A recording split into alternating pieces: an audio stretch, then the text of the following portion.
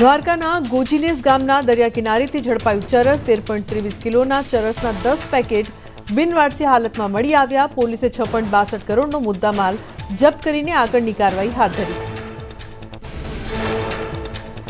કલ્યાણપુર નજીક દરિયાકાંઠા પર ફૂડ પેટ્રોલિંગ દરમિયાન મળી આવ્યું ચરસ। પોલીસે એનડીપીએસ એક્ટ હેઠળ ગુનો નોંધીને કાર્યવાહી હાથ ધરી।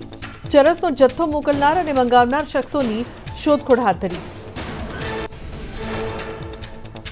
પૂર્વોત્તર રાજ્યોમાં ભારે વરસાદ, બંગાળની ખાડીમાં બનેલી સિસ્ટમના કારણે ત્રિપુરા, નાગાલેન્ડ અને આસામમાં જળબંબાકાર। રસ્તાઓ જળમગ્ન થતા જનજીવન ખોરવાયું। લોકો માટે ઘરમાંથી બહાર નીકળવું મુશ્કેલ બન્યું। હવાઈ સેવાને પણ અસર। આસામમાં ભારે વરસાદના કારણે ગુવાહાટીમાં આવ્યું પૂર। શાળા, કોલેજો અને ઓફિસ બંધ કરવાની પડી ફરજ। આગામી થોડા દિવસો સુધી પૂર્વોત્તરમાં ભારે વરસાદની શક્યતા। લોકોને સતર્ક રહેવાની અપાઈ સલાહ।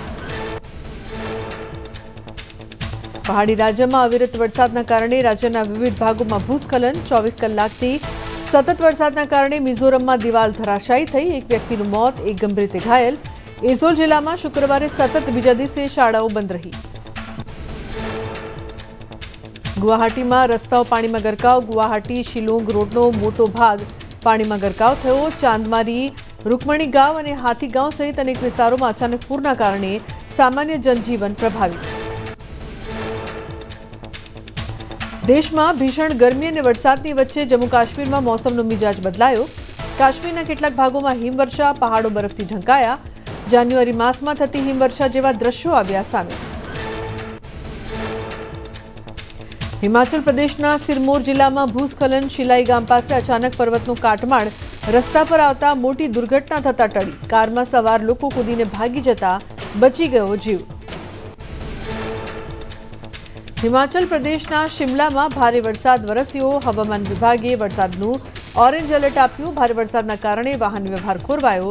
વિદ્યાર્થીઓને શાળાએ પહોંચવામાં પડી મુશ્કેલી। આસામના ગુવાહાટીમાં સતત વરસાદથી ઠેર ઠેર ભરાયા પાણી। રસ્તાઓ પર જળબંબાકારની સ્થિતિથી જનજીવન ખોરવાયું। રસ્તા પર જાણે નદીઓ વહેતી હોય તેવા દ્રશ્યો સર્જાયા। જળભરાવાની સ્થિતિથી વાહન વ્યવહારને અસર।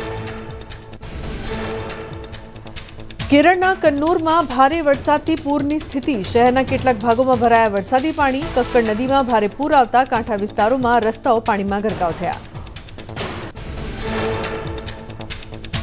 કેરળમાં ભારે વરસાદથી વ્યાપક નુકસાન। 8 જિલ્લાઓમાં વરસાદનું રેડ એલર્ટ જાહેર। કેરળના ઘણા ભાગોમાં ભારે પવન સાથે વરસાદે વિનાશ વેર્યો। રાજ્યના વિવિધ ભાગોમાં વૃક્ષ ધરાશાયીના દ્રશ્યો આવ્યા સામે।